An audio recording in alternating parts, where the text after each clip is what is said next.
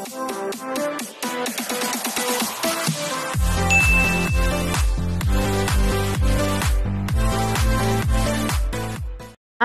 Welcome back sa akin channel. Babati muna ako sa inyo mga pengod to dyan sa Baclayan.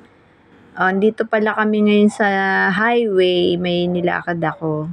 Kumain pala kami dito sa Japanese restaurant, guys. Ito yung pagkain namin ngayong tanghali. Kasi may nilakad ako. Dito kami naabutan ng tanghalian kasi gutom na ako. Ito yung pagkain ko for today. Ayan, may salad. Ayan.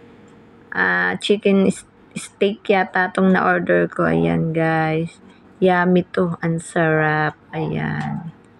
Dito lang to sa may highway papunta dito sa may Santa Rosa. Kasi galing kami ng Alabang. Yan, guys, ang aming pagkain for today. Let's see, may nilakad. O yan, ayan ang pangalan. Ayan, guys. Ayan, maraming tao dito kumakain. Ayan, ayan. Dapat sa Max kami kakain, kaso lang maraming tao.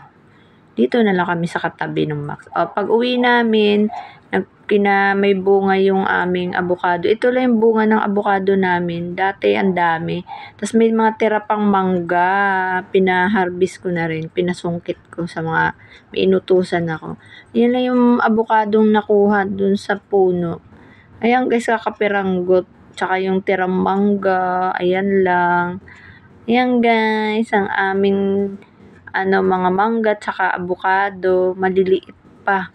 Siguro na sa init, parang hindi masyadong bumunga kasi init, ulan, init. Ito naman manggang to, pinakahuling bunga na yan, guys. Ayan ang aming mangga na nakuha at tsaka avocado, kakapiraso. Yan, papahinugin pa. Ayan, guys. Paano? Magpapaalam na ako sa inyo. Ayan na. Matatapos na itong video ko. Matatapos ang aking video ko. Yan ang alam na ko sa inyo. Bye!